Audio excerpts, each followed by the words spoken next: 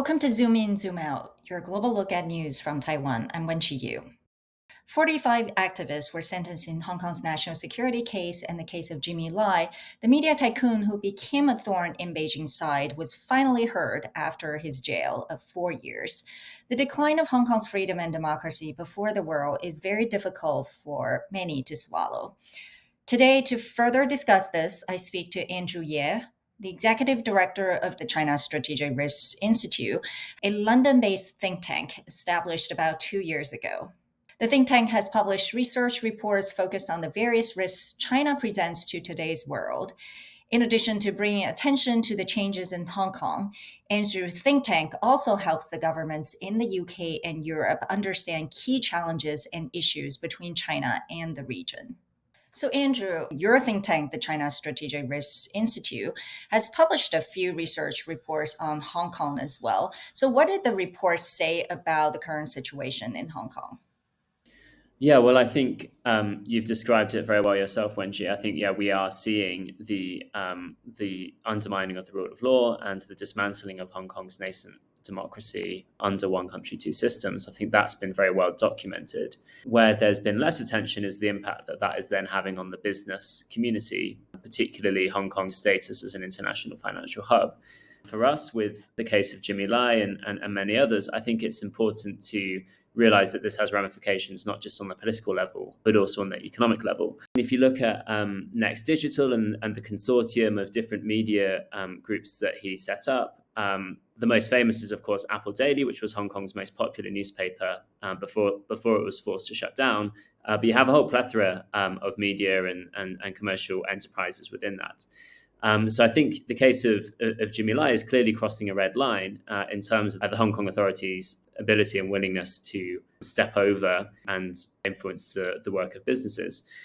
But I think there's a lot more to it as well, aside from the individual case of Jimmy Lai. I think if you look, for example, at the Safeguarding National Security Ordinance, which was brought in earlier this year under the Article 23 of Hong Kong's Basic Law, that will have wide-ranging ramifications for business. Can you say more about that? Because we know, for example, in mainland China, companies have not thoroughly enjoyed internet freedom. And, before the US-China tensions, they seem to be okay with that business environment. So how would the change of freedom of speech and the rule of law change the current situation in Hong Kong? Or maybe some people would just say it'll just become, basically part of the mainland Chinese system.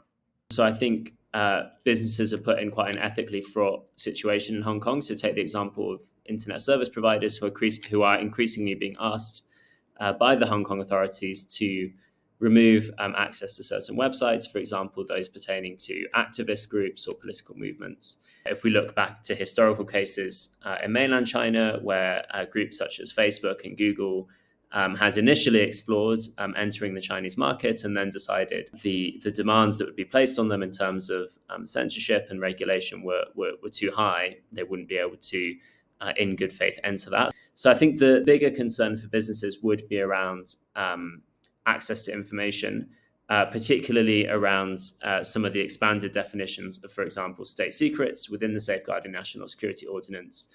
Interestingly, one of the institutions which could potentially come under the purview of state secrets within this new legislation was the Hong Kong Monetary Authority, which traditionally has been a very open and transparent institution that businesses can rely on for fair and balanced analysis of Hong Kong's economy. But there is now the legal underpinning for potentially some of its actions to be considered state secrets, which further down the line could then limit how transparent it can be, posing new risks to businesses in their access to information.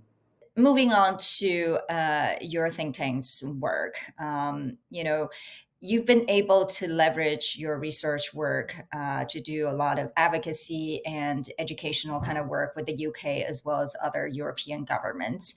How's that going? What have been some of the reactions?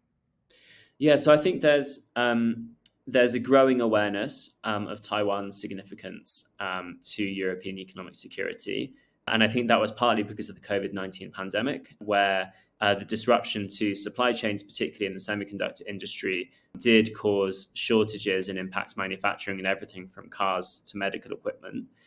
So I think there is now a greater awareness that Taiwan's pivotal role in the semiconductor supply chain means that it does underpin economic security for Europe. But I think where there is still a lot more work to be done is recognizing actually why freedom of navigation through the Taiwan Strait and the East China Sea matters so much, not just to trade flows from Taiwan, but also Europe's trade flows to the whole of East Asia.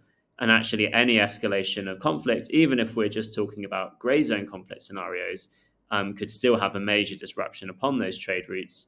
And so Europe and the UK really have a strong strategic interest in stopping escalations from developing in that sense. So, when you speak to those policymakers, what are some of the top issues that they raise with you? So I think the key question they always have is kind of why should Europe bother with this? Why are we interested in this in the first place? I think there is a danger that some policymakers here see Taiwan as largely an issue for the US and China to work out between themselves. Would you say is the majority of them think so, or is minority, or half-half? I think it really depends which country within Europe you're talking about. So interestingly, countries such as Lithuania and Czechia in recent years have really raised their engagement with Taiwan. They're very friendly to Taiwan, yes. And I think that's very much linked into China's support for Russia and the threat that poses to their security. And so the linking in of the Euro-Atlantic security space with Indo-Pacific. But if you look at other countries, for example, the Netherlands, whose chip industry is very closely tied into Taiwan's, there is a lot of awareness there as well about the strategic need to engage. I'd say the bigger European countries are more on the fence on this. We've seen President Emmanuel Macron make some very vague and confusing remarks on Taiwan and framing it within the context of US-China relations rather than European interests. Germany, on the whole, tends to avoid talking about Taiwan issues when it can. But at the same time, we saw for the first time a German ship or two German ships sail through the Taiwan Strait earlier this year. So again, there's kind of a mixed messaging happening there. What about the UK? So the UK has taken lots of positive steps in recent years. So we now have an enhanced trade partnership with Taiwan, which is looking to boost trade and investment in key sectors, including green tech. We have seen a UK naval presence in the region somewhat sporadically, but it has been there. And hopefully the Joint Carrier Strike Group, which is visiting the region next year, will transit the Taiwan Strait again, as it did on its last deployment to the region. I think more broadly, where we want to see the UK and Europe move more on Taiwan is efforts to bolster Taiwan's resilience. So many of the challenges that Taiwan faces at the moment are grey zone threats and grey zone coercion. And Europe can actually play a really important role in Taiwan in helping develop things such as energy security through green technologies, infrastructure resilience. So, for example, the EU has just launched a submarine cable infrastructure working group that could potentially have some very interesting collaborations with Taiwan, but also cybersecurity and intelligence, which Taiwan leads on, but also the UK has many capabilities in. So there's many opportunities for mutual learning. Well, I think since the Labour government came to power in the UK, they've announced a China audit. What is your sense, what the outcomes of the China audit might be, and how will that shape the Labour government's policy towards China that will be different from the previous Liberal government? We had some recommendations for how the audit of the UK's China relationship should be undertaken. We said that it would need to be cross-departmental. The range of challenges that China poses is far greater than just limited to traditional foreign policy. It also covers defense, energy, trade, technology. So it had to be a cross-departmental government audit. That looks like that's taking place. And our other recommendation was that it must cover the issue of economic security, which we see as the key kind of weak point within the UK's strategy towards China so far. And again, it does look like it's covering some of those issues as well. So on that level, it's positive. I think where I'm a little bit more skeptical about the audit is, so we have seen the Foreign Secretary and the Prime Minister frame the UK's relationship with China around what they call the three Cs, and that's compete, challenge, and cooperate. And their idea is that the relationship with China will have all three of those elements. But I think we're already beginning to see some of the contradictions and internal tensions between those three Cs come to the fore. So take, for example, the economic and financial dialogue between the UK and China. So this was a series of trade talks which the UK used to hold pretty regularly with China, but then were suspended following the crackdown in Hong Kong as a sign of the UK's dislike of China's policies on Hong Kong. Now, as we've discussed already, things in Hong Kong have got worse rather than better, and yet the UK is now considering restarting this dialogue with China. And Keir Starmer, in his recent meeting with Xi Jinping, directly asked if that could restart. So you have a direct contradiction there between the challenge in terms of challenging China's policy on Hong Kong and the desire to cooperate in areas of trade and investment. And on this particular issue, they haven't found a way to reconcile it.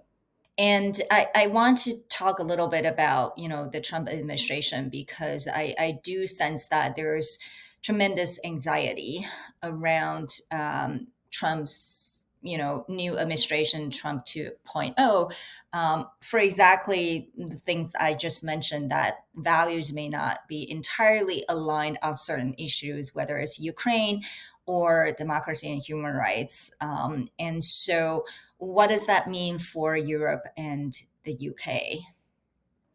Yeah, I mean, I think so far we've seen European governments taking a pragmatic approach and being open to working with Trump when he comes in. I think that compared to the last time in 2016, governments are much more prepared for this possibility. And I think that's very clear in how quickly European leaders congratulated Trump. They just have to deal with it. Yeah. Exactly. Yes. And there's a lot of pragmatism. I think the two concerns for European leaders are firstly, trying to avoid these 20% tariffs that Trump has promised for the rest of the world. And so that's a core interest is keeping trade flowing between Europe and the US. So that will be high on their agenda, is trying to find a way out of that. And then secondly, it's keeping the US security commitment to Europe, both in terms of NATO and in terms of support to Ukraine.